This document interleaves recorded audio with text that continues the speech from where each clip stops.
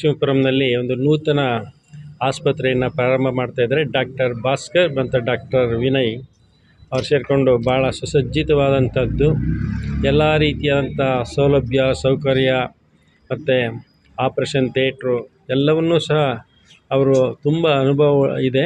ಅದಕ್ಕಾಗಿ ಈ ಭಾಗದ ಜನರಿಗೆ ಅನುಕೂಲ ಆಗಲಿ ಅನ್ನುವಂಥ ರೀತಿಯಲ್ಲಿ ಆಸ್ಪತ್ರೆಯನ್ನು ಚಿಕ್ಕದಾಗಿ ತುಂಬ ಸೌಲಭ್ಯಗಳ ರೀತಿಯಲ್ಲಿ ಚೆನ್ನಾಗಿ ವ್ಯವಸ್ಥೆ ಮಾಡಿದ್ದಾರೆ.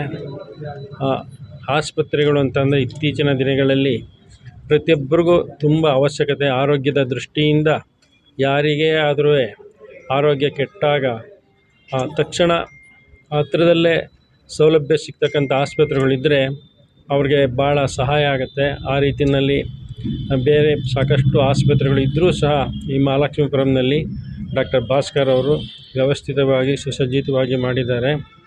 ಆರೋಗ್ಯವೇ ಭಾಗ್ಯ. ಮನುಷ್ಯನ ಬದುಕು, ಮನುಷ್ಯನ ಜೀವನ ಆರೋಗ್ಯದ ಮೇಲೆ ನಿಂತಿರ್ತದೆ. ಆರೋಗ್ಯ ಒಂದಿದ್ದರೆ ಅವರ ಜೀವನ ಸುಖಮಯವಾಗಿರ್ತದೆ.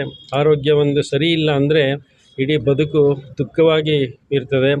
ಹಾಗೆ ದೇಶದಲ್ಲಿ ಜನಸಂಖ್ಯೆಗೆ ಅನುಗುಣವಾಗಿ ಈ ದಿನವೂ ಸಹ ಡಾಕ್ಟರ್ ಕೊರತೆಗಳು ಸಾಕಷ್ಟಿದೆ. ಭಾಳ ಹಿಂದೆ ತುಂಬ ಲಿಮಿಟಾಗಿ ಕಾಲೇಜ್ಗಳಿದ್ದು, ಮೆಡಿಕಲ್ ಕಾಲೇಜ್ಗಳು, ಆವಾಗ ಡಾಕ್ಟ್ರುಗಳ ಕೊರತೆಗಳಿತ್ತು. ಮತ್ತು ಬರ್ತಾ ಅದರ ಒಂದು ಗಮನವನ್ನು ಇಟ್ಕೊಂಡು ಸರ್ಕಾರ ಹೆಚ್ಚಿನ ಮೆಡಿಕಲ್ ಕಾಲೇಜುಗಳನ್ನು ಪ್ರಾರಂಭ ಮಾಡಿ ಹೆಚ್ಚಿನ ಡಾಕ್ಟ್ರುಗಳಿರಬೇಕು, ಜನಗಳಿಗೆ ಸುಲಭವಾಗಿ ಚಿಕಿತ್ಸೆ ಸಿಗಬೇಕು.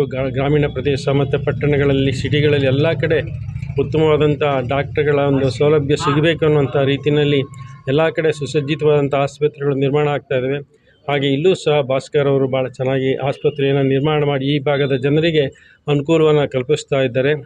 ಅವರು ಹೆಚ್ಚಿನ ಡಾಕ್ಟ್ರ್ ಅಂತಂದರೆ ದೇವರು ಅಂತಾರೆ. ಎಲ್ಲರ ನೋವನ್ನು, ಎಲ್ಲರ ಕಷ್ಟವನ್ನು, ಎಲ್ಲರ ದುಃಖವನ್ನು ಹೋಗಲಾಡಿಸ್ತಕ್ಕಂಥವರೇ ಡಾಕ್ಟ್ರುಗಳು. ಅವರ ಡಾಕ್ಟರ್ ಶ್ರಮ ತುಂಬ ಇರ್ತದೆ. ಅವರು ಯಾವಾಗ ವಿಶ್ರಾಂತಿ ಇರಲ್ಲ.